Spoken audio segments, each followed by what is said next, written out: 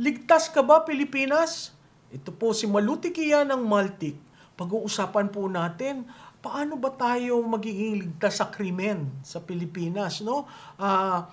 Hindi ho napapansin yan these days, pero madalas ho natin nakikita, di ba may mga pinapaskil doon sa mga Facebook nyo, doon sa mga local publication, nawawala Juan de la Cruz.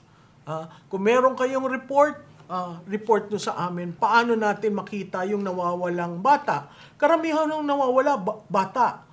At healthy, no? Ang usapan nga ho, usap-usapan lang naman ho ito, nawawala dahil nare-recruit. Question mark. Nawawala dahil kinukuha para ho sa organ, meron ho kasing malalim at mahabang diskusyon dyan sa organ transplant. Pag nangangailangan ng transplant, malaki ho yung negosyo na illegal. Kasi biro mo, mawawala yung bata, kukunan ng kidney, kukunan ng kung ano ho, para lang maipagbenta. Yun nga hong dugo, pagkuha ng dugo, binebenta dahil sa kahirapan. Kaya napaka-importante hong tingnan natin, ligtas ba talaga ang Pilipinas? So, ang una hong pag pinagsabihan natin na ligtas ba ang Pilipinas, yan ho ay issue ng crime rate at crime index. Ano ho ba yung crime rate? Ang crime rate ho, ang number of crimes reported per unit of population. So, kung sa inyong lugar, ang population ay 350,000, ano po yung crime reported ho Hindi ho yung pinablatter, yon reported yon. Pag hindi nyo pinablatter, wala ho tayong datos. So, pwede mong sabihin, ay peaceful dyan, kasi yung crime rate mababa. Pero actually, hindi naman po sinusunod yung palatuntunin para sa pagre-report ng crime. Ano naman po yung crime index? Ang crime index po ay mas komprehensibo. Kasi yon ine-evaluate ang overall level of crime in a specific area. Kunyari po, kung ang isang area, notorious, dati may mga, ayoko nang sabihin yung probinsya at baka magalit sa atin yung mga leader doon. Pero po, merong mga probinsya, dumping ground. Di ba? Pag na-salvage, idadump doon. May mga ganun ho nung dating panahon. Ngayon ho, medyo iba-iba na. No? Meron rin ho yung prevalence ng pickpockets. No? Yung nagnanakaw, no? Yung filtering, yan, may mga areas ho tayo pag sinabi mo yung probinsyang ganun, ay naku, huwag kang pupunta doon dahil hindi safe, no? Yung public safety ho, napakahalaga pag pinag-usapan natin ang crime index at ang crime rate. Okay. Ngayon, pag tiningnan natin, ano ba ang iba't ibang success? Okay, ang success naman, hindi naman ho sigurado kasi yung alitagtag, di ba? Sabi nila, 13.3 billion worth of shabu confiscated. Ay wala na ho nangyari, hindi na natin alam, no? Yung kaya nga kailangan sa crime success na index, kailangan makita, nasolba ba?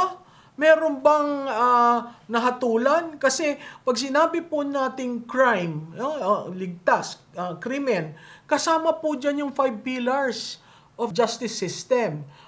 Naandyan po ang courts, naandyan ang police, naandyan ang community, naandyan ang prosecution. May isa po, hindi ko pa nakalimutan ko. Pero 5 po ang pillars ng justice system. So pag titingnan po natin, kaya nga ang tanong ko, PNP, ano ho ba ang improvement na nangyari na sa ating crime prevention? Kasi po, wala nga ho tayong hotline Yung tatawagan ba, na pag tinawagan mo yan, kaagad makakapunta na may sasaklolo sa inyo. Bakit ho? Kasi ho sa paglaban sa krimen, ang napaka-importanting measurement ay yung response time. Ano po ba yung response time? Reporting time. Tumawag ka, may krimen, may natawagan ka, may sumagot, tapos may naglagda. Okay, yan tawag dyan, reporting crime. Ano po yung dispatch time?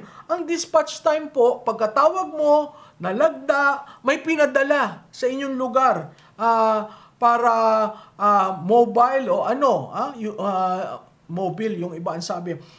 Yung pong response time includes queuing, Tumawag ka, maraming kwan, susunod ka na, etc.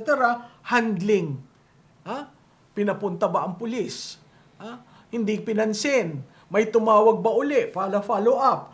At yung pong travel time. Yung travel time po, pagka-report nyo, magmula nung binaba nyo yung telepono hanggang may dumating na pulis, gaano kabilis?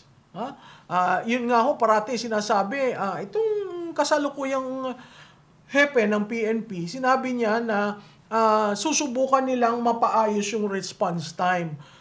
Ang tanong ko ho, paano ho mapapaayos yun when wala tayong hotline, di ba? Sino ang tatawagan? At pag tinawagan ba, mag-aaksyon? At pag nag-aksyon ba, masosolbahan ang krimen. Kasi ho, napaka-importante yon. Ang isa pang napaka-importante sa usaping ligtas ka ba, Juan de la Cruz, yung pong community policing. Hindi naman po natin kailangang immediately ang police. Pero ang tanod ho nyo ba, gising? Ang tanod ho nyo ba umiikot? Dati, there was a time, may makikita kang tanod, may dalang patpat, may dalang pito. Ngayon ho, hindi ko na ho nararamdaman ang mga tanod. Pero yan ngay, ang gusto nila ay masweldohan at sa ibang barangay nasweldohan. Ang isa pa hong napaka-importante, yung role ng community. Sa ibang bansa, meron tinatawag na neighborhood watch. Dito po sa atin, hindi. Nakita na natin may kumalampag, may tumalon, hindi man lang tayo nagtatawagan sa ating kapitbahay. Dati po, sa community, pag may dumayo na hindi natin kilala, nagtatanungan na, kilala mo ba yung pumasok na yun? Parang bagong muka. Ngayon ho, parang hindi na, wala nang pakialaman. Dumaan ka nga, may nangyayari doon sa kanto, hindi kayo titigil. Siguro ibalik ho natin yung ating malasakit sa ating kapitbahay, no? Para parte tayo sa solusyon ng pagiging ligtas. Kilalanin natin ang mga kapitbahay natin, magkaroon tayo ng listahan ng mga telepono na importanteng matawagan kung sakali magkaroon ng krimen sa ating lugar. Mahalaga po yung komunidad. Pag ang pinag-uusapan natin ay ligtas ka ba, Pilipinas? Muli, ito po si Maluti Kia. Like, follow, and share. Marami pong salamat.